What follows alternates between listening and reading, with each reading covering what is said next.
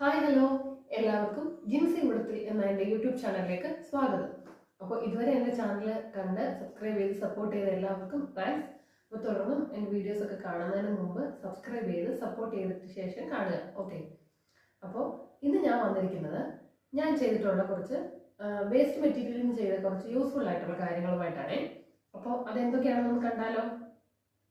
അപ്പോൾ ആദ്യമായിട്ട് ഇതൊരു ലോണ്ടറി ബാഗ് പോലെ ചെയ്തിരിക്കുകയാണ്. അപ്പോൾ കണ്ടോ, നല്ലതായിട്ട് സ്പേസ് ഉണ്ട്.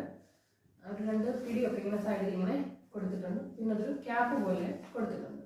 കണ്ടോ, ഇതൊരു നൈറ്റിയുടെ ക്ലോത്ത് ആയിരുന്നു. പിന്നെ ഇതിന് അകത്ത് നമ്മൾ അരിയുടെ ചാക്കില്ലേ അത് വെച്ചിട്ട് തയ്ച്ചെടുത്താണേ. അപ്പോൾ ഇത് കുറച്ച് നാളായി, അതുകൊണ്ടാണ് ഇവിടുത്തെ സ്റ്റിഫ്നെസ് ഒക്കെ ഒന്ന് പോയത് കേട്ടോ. പക്ഷെ എന്നാലും കുഴപ്പമില്ല, ഞങ്ങൾ ഇപ്പോഴും ഉപയോഗിച്ചുകൊണ്ടിരിക്കുകയാണ്. ഇപ്പം ഒത്തിരി നാളായി ഞാനിത് ഉണ്ടാക്കിയിട്ട്. അപ്പോൾ ഇപ്പോഴും ഞങ്ങളത് ഉപയോഗിക്കുന്നുണ്ട്. ഇതാണ് ഒരു ബാഗ്. രണ്ടാമത്തേത് ഈ ബാഗ്. ഇതാണ് നമ്മൾ ലോണ്ടറിക്ക് വേണ്ടിയിട്ട് ആദ്യം ഉണ്ടാക്കിയത്. അപ്പോൾ ഇതിന് അടപ്പൊന്നും വെക്കാനായിട്ട് ഞാൻ അന്നേരം ശ്രദ്ധിച്ചില്ല. അപ്പോൾ അതുകൊണ്ട് ഈ കുഞ്ഞുങ്ങളുടെ കളിപ്പാട്ടമൊക്കെ സ്റ്റോർ ചെയ്ത് വെക്കാനായിട്ട് എടുത്തിരിക്കുകയാണ്. അപ്പം ഇതാണ് അടുത്ത ബാഗ്. ഇതും ഞങ്ങൾ കുറച്ച് നാൾ കൊണ്ട് ഉപയോഗിക്കുന്നുണ്ട്, കുഴപ്പമൊന്നുമില്ല, സ്റ്റിൽ സൂപ്പറാണ്.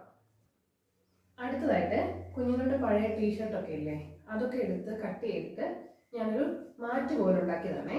അപ്പോൾ ഇതും പഴയൊരു നൈറ്റിയുടെ ക്ലോത്ത് ആണ്.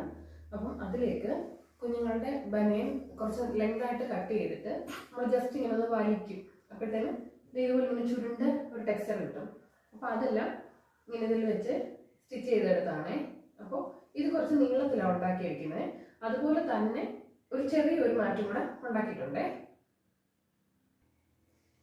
ഇതാണ് ആ ചെറിയ മാറ്റം എന്ന് പറയുന്നത്, കണ്ടോ. അപ്പോൾ ഇങ്ങനെ രണ്ട് മാറ്റും രണ്ട് ബാഗും അത് ഞാൻ നിങ്ങളെ കാണിക്കാനായിട്ടാണ് ഇന്ന് വന്നത്. Thank you.